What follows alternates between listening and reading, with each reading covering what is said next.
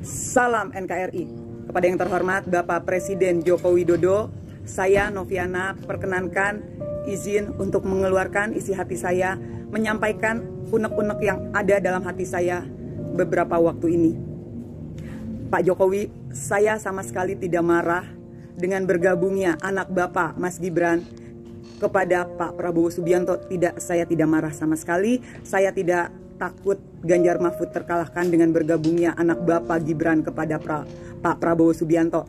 Tetapi yang saya tidak habis pikir, kenapa Pak Jokowi tega sekali melakukan ini? Jika kata orang-orang banyak yang mengatakan bahwa ini adalah strategi level dewa, tingkat dewa, yang kita rakyat biasa tidak paham. Ini adalah strategi dari Bapak. Pertanyaan saya simpel, Pak Jokowi. Jika memang ini adalah strategi Bapak, tetapi kenapa Bapak harus memecah belah kami anak bangsa? Kenapa Bapak harus memecah belah kami sesama relawan dan pendukung Jokowi? Kenapa akhirnya relawan pendukung Jokowi selama 2 periode, bahkan kalian di Jakarta sejak Pilgub DKI Jakarta, kita bersatu, kita senantiasa seirama untuk berkomitmen menjaga, mengawal Bapak sampai selesai masa tugas Bapak. Tapi ternyata saat ini apa yang sudah Bapak lakukan? Bapak sudah memecah belah kami. Apakah strategi memecah belah ini adalah strategi yang terbaik menurut Bapak? Apakah memecah belah adalah jalan yang terbaik untuk bangsa ini, Pak? Kenapa Pak Jokowi tega melakukan semua ini? Apa salah kami sebagai relawan dan pendukung Bapak? Saya Noviana, pendukung Bapak, relawan Bapak dari Pilgub DKI. Saya tidak mendapatkan apa-apa, Pak. Saya tidak mendapatkan jabatan komisaris. Saya tidak mendapatkan ladang bisnis atau apapun. Tapi dengan kesetiaan saya, dengan perjuangan saya yang sangat menginginkan Bapak jadi presiden. Karena saya percaya, Bapaklah yang mampu membawa nama besar bangsa ini di kancah internasional. Pak Jokowi lah yang mampu merubah Indonesia menjadi negara yang maju. Tetapi kenapa di detik-detik terakhir Bapak melakukan semua ini kepada kami? Bapak menyakiti kami. Sampai menangis ya. Semua ini kepada kami, Pak. Apa salah kami? Apa salah relawan dan pendukung Bapak yang akhirnya kami harus terpecah belah? Apa tujuan dan maksud dari rencana Bapak? Sampai detik ini saya nggak habis pikir, apakah strategi memecah belah ini adalah jalan yang terbaik?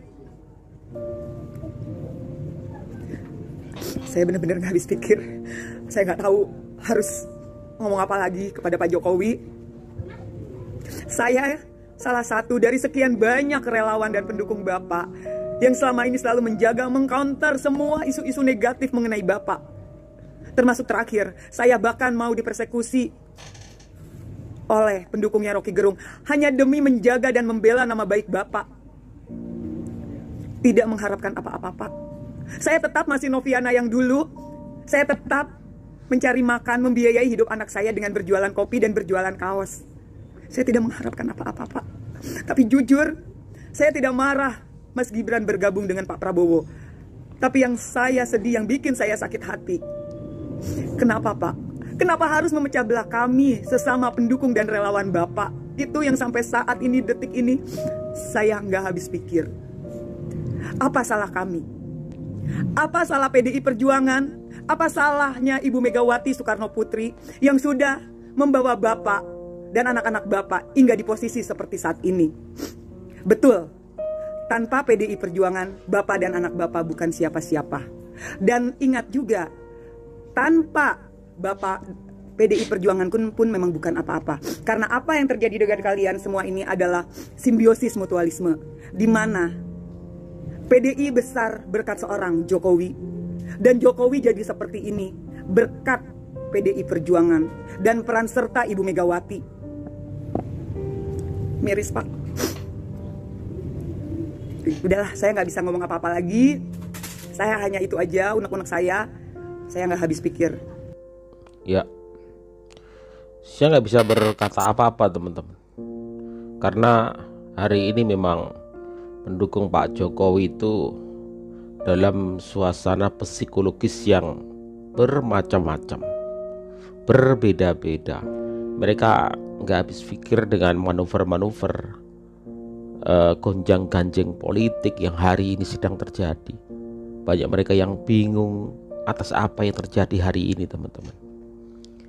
Dan saya tidak bisa menyalahkan siapapun dan siapa itu. Ya, semuanya masih dalam tahap misteri. Kita nggak tahu ke depan, dan kita nggak bisa menyalahkan siapapun. Banyak orang juga yang kecewa dengan hal yang terjadi hari ini. Mereka menangis kecewa kenapa menjadi pendukung Pak Jokowi yang dari awal. Mereka kecewa karena melihat apa yang terjadi hari ini, teman-teman. Demikian pula saya juga sebenarnya sangat kecewa. Kecewanya kenapa? Dari awal saya mendukung Pak Jokowi, selalu mengupload konten-konten yang selalu mengedepankan Pak Jokowi, membela Pak Jokowi. Namun dengan apa yang terjadi hari ini, jujur saya juga sangat-sangat bingung. Tetapi saya punya prinsip jelas. Di 2024 siapa yang harus meneruskan Pak Jokowi, itu aja bedanya. Tapi jujur, sampai sekarang saya juga bingung. Tetapi saya selalu berpikir positif dengan apa yang selalu dilakukan oleh Pak Jokowi. Selalu berpikir positif. Saya selalu berpikir apa yang dilakukan Pak Jokowi hari ini adalah untuk kebahagiaan, untuk kemajuan bangsa kita. Saya masih berpikir seperti itu. Dengan apa yang sudah Pak Jokowi lakukan untuk bangsa ini, saya berharap di akhir masa tugas, masa jabatan Pak Jokowi tetap memiliki nama besar yang dicintai oleh rakyatnya, yang rakyatnya menilai bahwa Bapak adalah salah satu presiden terbaik setelah Soekarno. Tetapi kenyataannya tidak. Tetapi terlepas dari apapun, saya, Noviana, secara pribadi sebagai relawan dan pendukung Bapak tetap akan konsisten dan setia mengawal Bapak sampai masa tugas Bapak selesai. Karena itu adalah bentuk pertanggungjawaban saya sebagai relawan dan pendukung Bapak.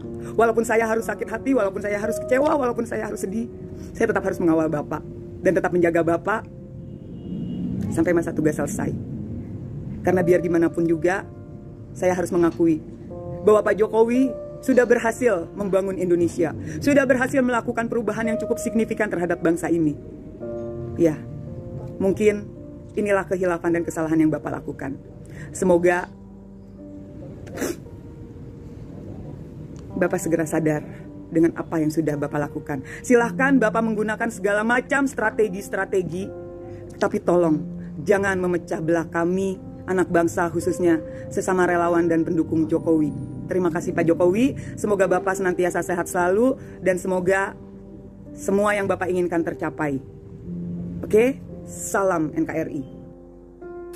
Hai netizen semuanya, salam sehat selalu. Ya saudara, bapak-bapak, ibu-ibu, ya para Jokowis yang tetap mendukung Presiden kita Jokowi. Walaupun saat ini ya banyak orang yang ya mencemooh ya, bukan dan membenci Jokowi ya. Bukan membenci. Saya melihat ada dua jenis orang. Yang pertama, yang memang dia itu sangat benci sekali dan tidak suka dengan Prabowo.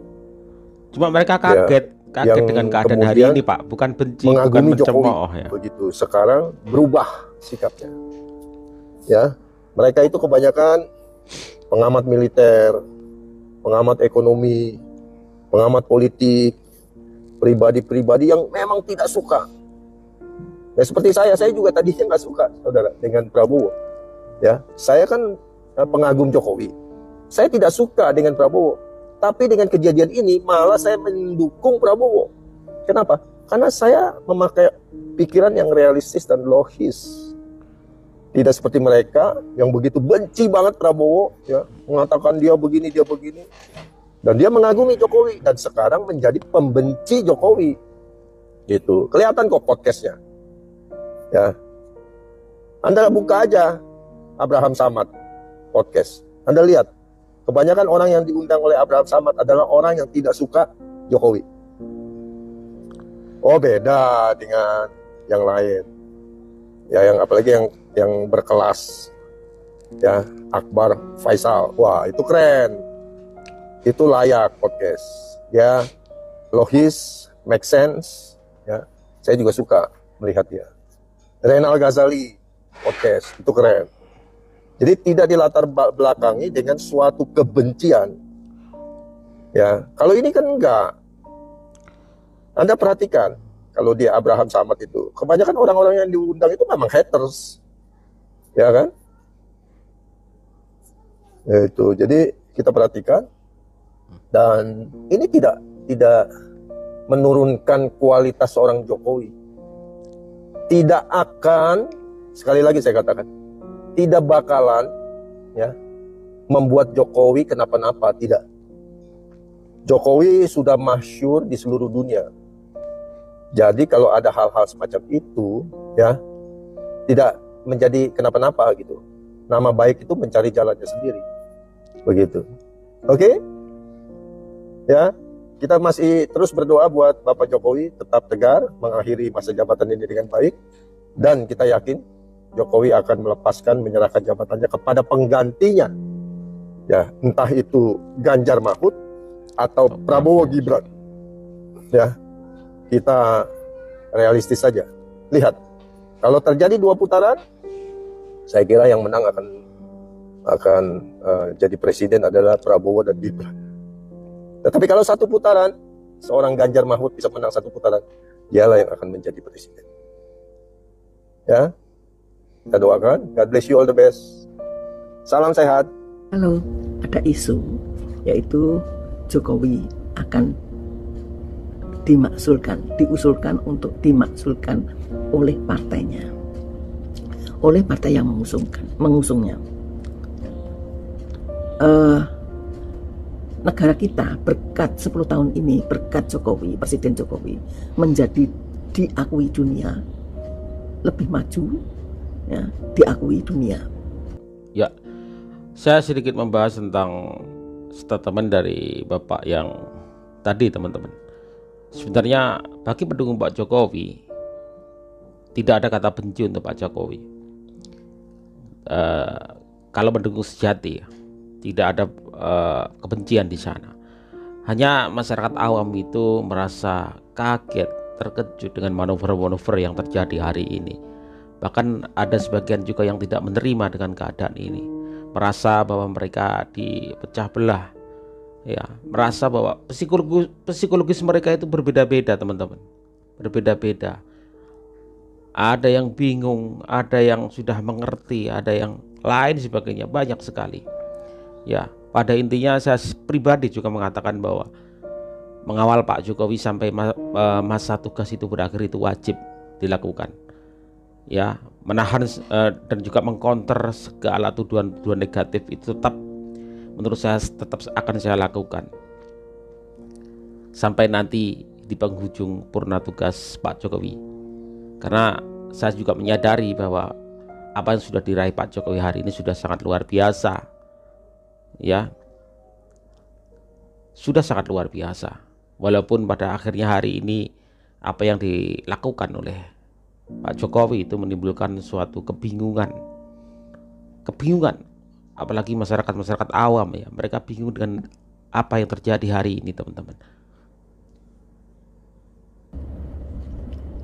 Kebijakannya itu spektakuler di luar negeri, ya, kemudian pemerataan pembangunannya di dalam negeri juga bagus, hebat, membuat negara ini, betul-betul negara Indonesia ini menjadi diperhitungkan di dunia. Menurut saya, ya, baru kali ini Indonesia di mata dunia menjadi bagian negara yang diperhitungkan. Menurut saya, selama merdeka ini, ya, kewibawaan Indonesia itu terlihat, kedaulatan negara kita itu terlihat.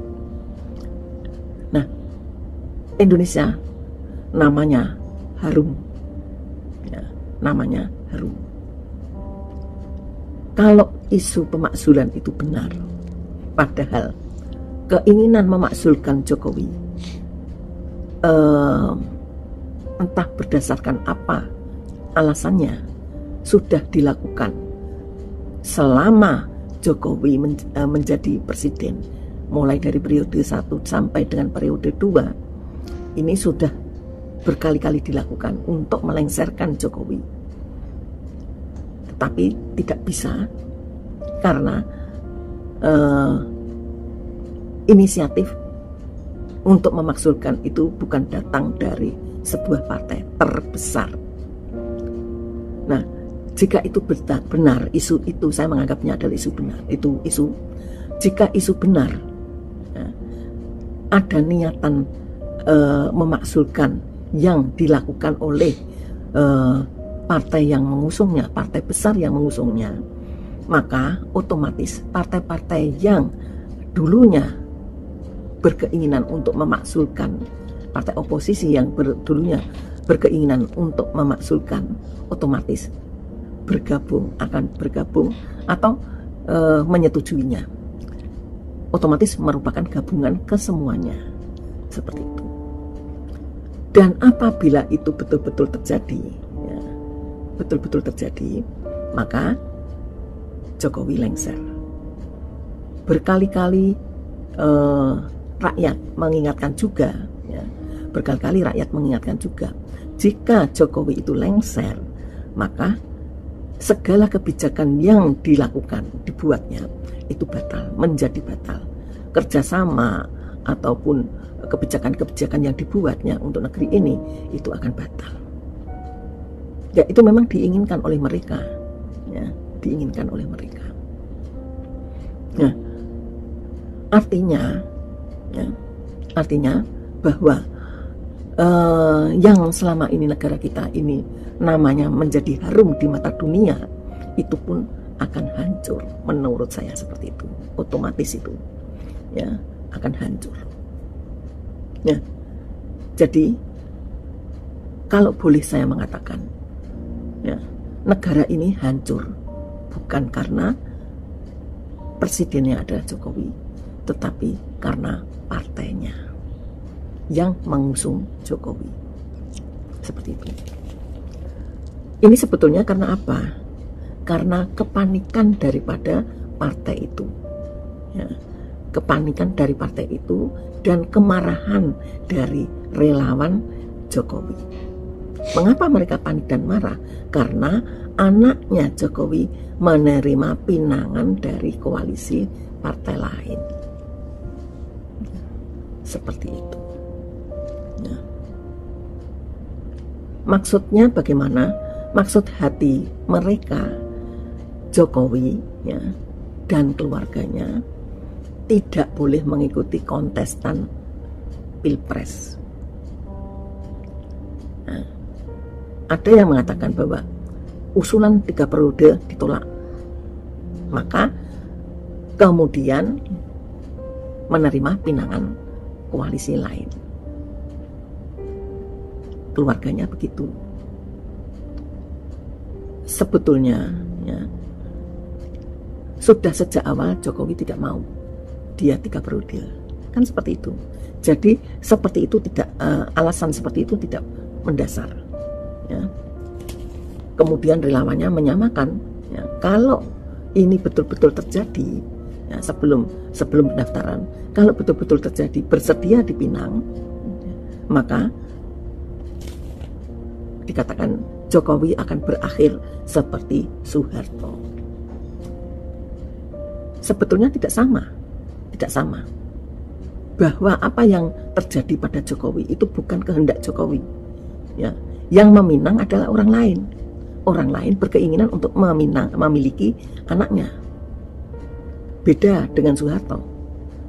Soeharto bukan dipinang, tapi Soeharto menjadikan anaknya untuk diterima di masyarakat, dipilih dan dipilihnya sendiri oleh Presiden Soeharto untuk diterima di masyarakat. Dan juga pada anak-anak yang lain itu pada Tutut, pada anak-anak lainnya Soeharto ikut mengatur, ya, ikut mengatur agar anaknya dapat dipinang, ya. Jokowi sejak awal sudah mengatakan dia tidak berkeinginan, tidak tidak melarang dan tidak ikut campur pada anaknya itu. Begitu juga pada menantunya sejak awal begitu. Justru kalau terhadap anaknya dia lebih berat pada menantunya. Jadi pada akhirnya menurut kita rakyat, negara Indonesia maju disebut beradab di mata dunia, berdaulat di mata dunia, itu karena Jokowi. Berkat Jokowi lah PDIP namanya juga harum. Tetapi, ya, kemudian justru Jokowi lah PDI yang berkeinginan untuk menghancurkan harumnya negara ini. Menurut saya seperti itu. Menurut ibunya seperti itu. Tapi Jadi, memang banyak asumsi ya. Intinya Kebenaran sebetulnya hanya mampu kita lihat janganlah nanti setelah semuanya selesai. menyalahkan Jokowi kalau memang tidak bisa bersaing, ya, berbuat lebih hebat daripada Jokowi, atau tidak berani melawan partai yang mengusung anaknya. Menurut saya seperti itu. Saya akan membicarakan tentang omongan Gibran, Adian Apitupulu dengan Mata Najwa ya. Dia mengatakan begini, keputusan MK itu tidak fair. Kemudian lu jangan pura-pura fine saja. Satu undang-undang ya dirubah untuk meloloskan satu orang saja, yaitu keluarganya. Jangan salah ya, jangan salah. Jadi di sini dimaksudkan adalah Gibran, meloloskan Gibran. Tetapi ini kan hari ini. Undang-undang itu jika berlaku terus, bukankah itu menjadi sesuatu yang bagus bahwa anak muda itu diberi kesempatan untuk memegang estafet pucuk pimpinan seperti itu kan begitu. Kalau dia memang dipilih oleh rakyat, kan pilihan langsung. Kemudian katanya begini, harusnya MK itu lebih baik membuat undang-undang yang isinya mensejahterakan rakyat, mensejahterakan rakyat yang miskin dan lain sebagainya. Kalau misalkan Gibran akhirnya bisa terpilih menjadi presiden, bukankah dia satu orang ini bisa membuat kebijakan yang mensejahterakan rakyat seluruh Indonesia? Ya, kan kita optimisnya seperti itu, ya, optimisnya seperti itu. Nah, kalau misalkan dia ternyata dia menjadi nomor 1, nomor 2 ya, kemudian dia justru korupsi besar-besaran, ya jangan dipilih lagi, ya, jangan dipilih lagi besok. Ya kita lihat saja. Tapi janjinya kan tidak seperti itu di awal setelah pendaftaran kan seperti itu. Ya kita hargai saja kan seperti itu. Kemudian dia memilih Utmudoroso.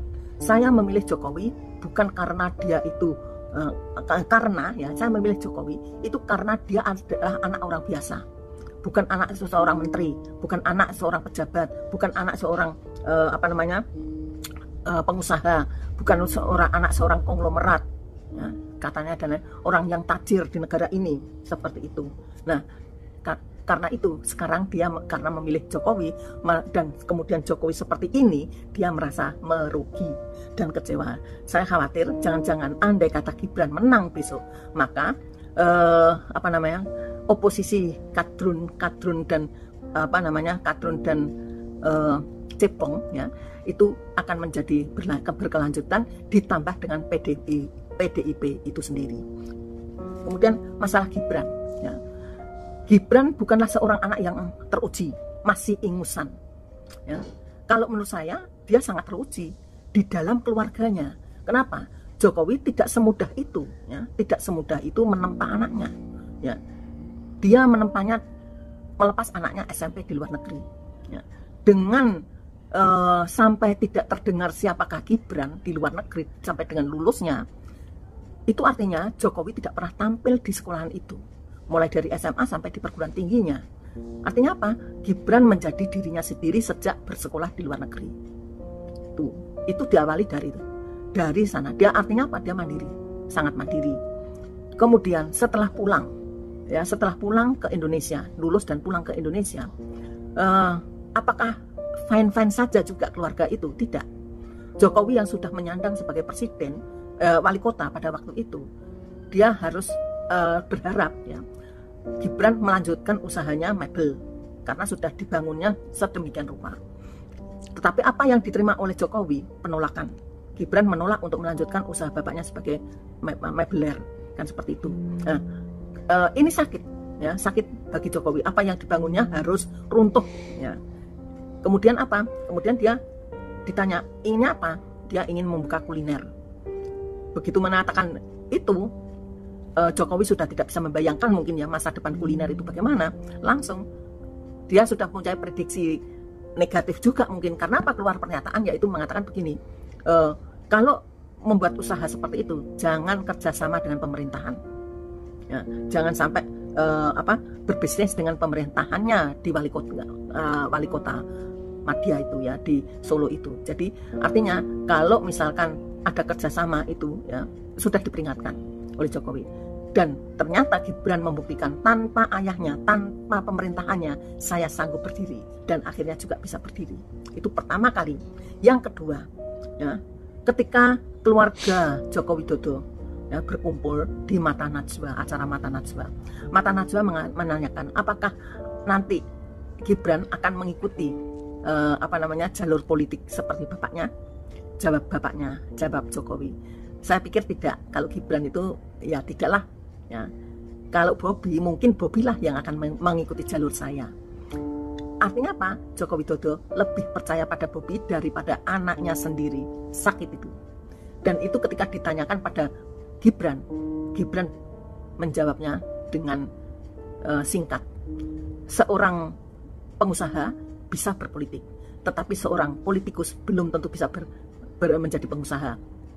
Nyelekit, sebetulnya nyelekit itu, tapi itulah pernyataan yang diucapkan dari mulutnya, dan tentu dia akan membuktikannya. Dan terbukti dia kemudian mau tidak mau, suka tidak suka, dia harus terjun membuktikan ke politik. Saya akan membuktikan, seperti itu menurut saya.